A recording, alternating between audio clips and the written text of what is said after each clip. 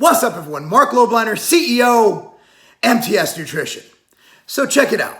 Let's say you have a very active and demanding job. You're a construction worker. You do road work. You're lifting heavy things. You're walking around. You're warehouse work. You're walking for miles a day. I forgot what it was, but the average Amazon warehouse worker walks for miles and miles a day getting it done. So how do you train? How do you maximize your results in the gym when you're expending so much energy and burning so many calories throughout the day? Well, we can also just go into the fact that if you're burning all those calories, you're gonna probably need to eat more to, essentially make up for the calories you're burning. However, what about training? What about training volume? What do?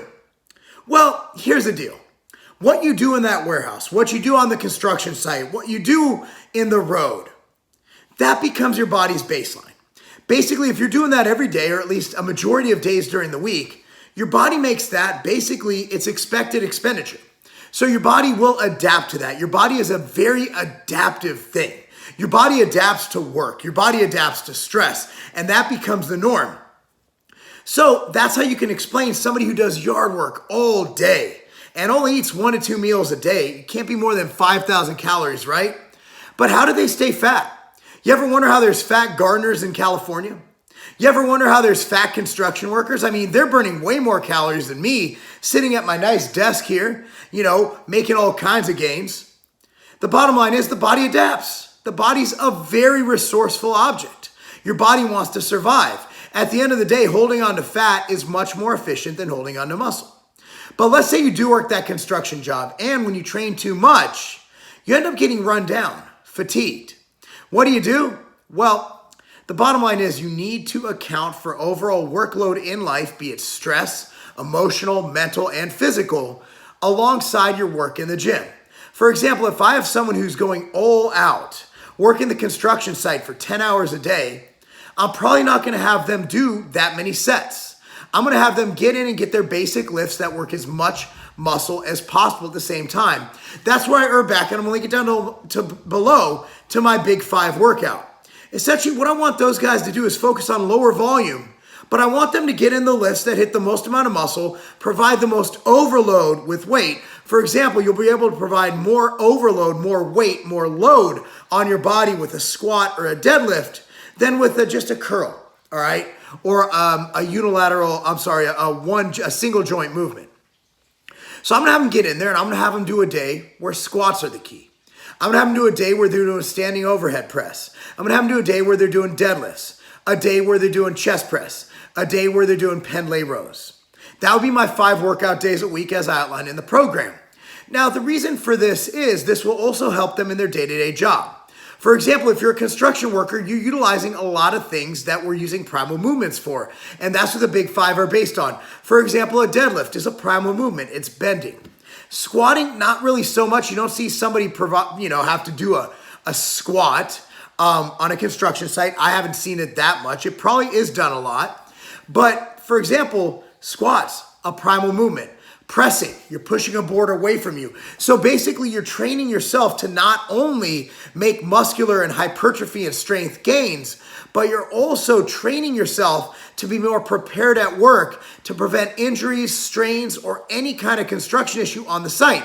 Now, the goal is you don't want your training to impair your work, because as a construction worker, you're getting paid by performance, by hours worked. Okay, I don't know if they incentivize how many boards you put up or how fast you build a house, but I'm assuming that might play a role in a lot of jobs.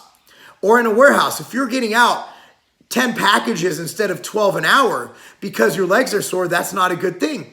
So by making sure we train below our threshold, but make sure we overload and progress every workout, we're doing a good thing. So what I would recommend, let me put up a sample workout. Let's say it's chest press day, because everybody loves bench. You pick the bread and butter movement. Let's say it's dumbbell bench press. You pick a weight you can do about 6 to 8 times. Let's say you do 4 sets of 8. Now, the key to growing and to maximizing your hypertrophy gains is going to be progressive overload. Let's say you get the 4 sets of 8. You're going to raise the weight, let's say about 10 total pounds. So let's say you're doing 60-pound dumbbells for chest press for 8 reps. Let's raise them to 65 or 70. And let's try to get at least 6 reps. As soon as you get 8 reps again, no matter how many workouts it takes, you raise the weight again. And then you get 6 reps. as soon as you get 8 reps, and so on and so forth. So the key is progressive overload, but the key is to also keep the volume low.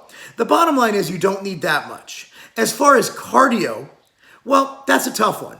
Because as we talked about before, the body is a very adaptive mechanism. So even if you're walking 8 hours per day in a warehouse, that becomes your baseline. So to get your body to burn more calories above that baseline, you might have to add in cardio.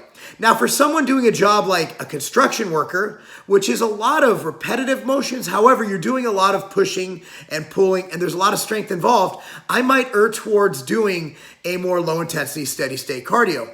Whereas a warehouse worker, again, it depends. There's no cookie-cutter program.